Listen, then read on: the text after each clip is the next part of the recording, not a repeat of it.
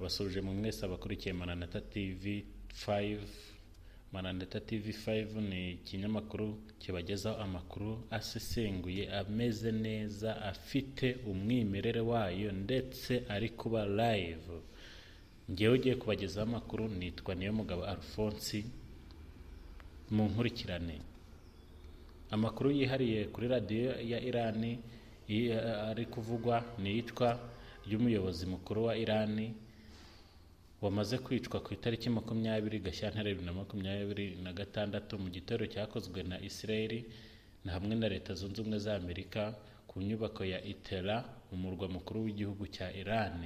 Mu itangazo rikomeye ryatangajwe n'ibinyamakuru byemewe na leta ya Iran, Ayatollah Ali Khamenei wari umuyobozi w'ikirenga w'iri shyanga kuva mu 1989 yarishwe ejo tariki 28 z'ukwezi kwa 2026, yishwe n'igitero cyakozwe na Israel hamwe na Leta Zunze Ubumwe za Amerika ku nyubako y'Itera mu murwa mukuru w'igihugu cya Iran. Khamenei wari ufite imyaka 86 ubwo yishwe, akaba yaramaze hafi imyaka 37 ku butegetsi ayobora iki gihugu cya Iran mu buryo bukomeye cyane, ndetse cyari igihugu gikomeye n'ubu uretse ko kigikomeye, ariko yarakiyoboye mu buryo bukomeye ku buryo cyari igihugu gitinyitse cyane. Kandi itangazamakuru rikomeye ryabwiye rubanda ko imyemerere y'Ikisilamu ariyo ishinzwe kuyobora iki gihugu cyane. Yashimangiye ubutegetsi bwa gisivili n'ubw'idini, ndetse yari afite ijambo rikomeye mu buyobozi bw'igihugu ndetse no mu ngabo. Icyo gitero cyabaye mu mpera z'iki cyumweru gishize, uravuga ejo tariki 28 z'ukwezi kwa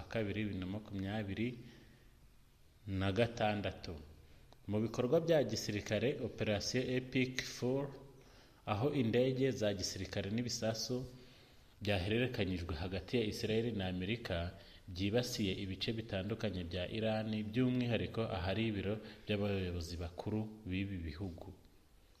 Abayobozi bakuru b'iki gihugu cya Iran aho bari barinze, hari ibirindiro byabo, niho hatewe ibi bisasu bikomeye cyane. Muri byo byabaye hari abandi bayobozi bakuru b'ingabo n'abafatanyabikorwa babo bavuzwe ko barenganye. Nyuma y'abakuru b'ibihugu, ibiro by'igihugu byatangaje ko abandi bayobozi barimo n'umuyobozi w'ishami ry'ingabo Brigadier General baguye muri icyo gitero. Uretse perezida, uretse umukuru w'ikirenga wari waguye muri icyo gitero, bavuze ko hari na Brigadier General waguye muri icyo gitero. Ndetse leta ya Iran yahise itangaza iminsi 40 y'igifungo mu gahinda bafite ko kwibuka uwari umuyobozi wabo, ndetse hashyirwaho iminsi yo kubyina no kwiyibutsa ubuzima bw'uyu mukuru wabo witabye Imana n'uruhare rwe mu mateka ya Iran, igihugu cyatangaje ko gikomeye cyane ku isi. Kandi icyo gitero cyari iterabwoba rikomeye cyane, cyari giteye ubwoba pe, kandi cyakozwe mu buryo butunguranye.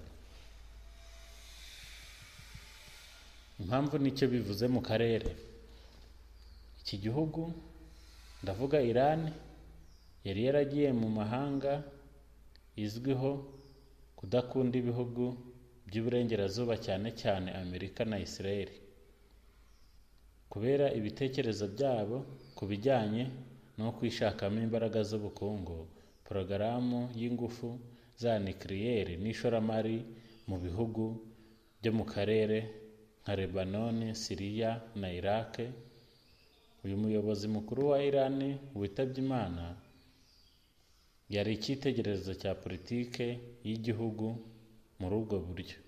Iyi myanzuro yo kumurusha ubutegetsi bishobora kuvamo ibihe bikomeye by'imbogamizi mu miyoborere ya Iran, kuko nta muyobozi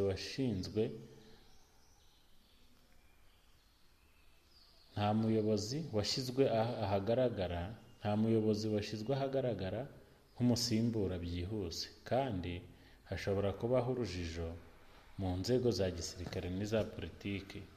Mbese iki gitero kizagira ngaruka ki muri iki gihugu cya Iran ndetse no muri ibi bihugu bituranye na Iran?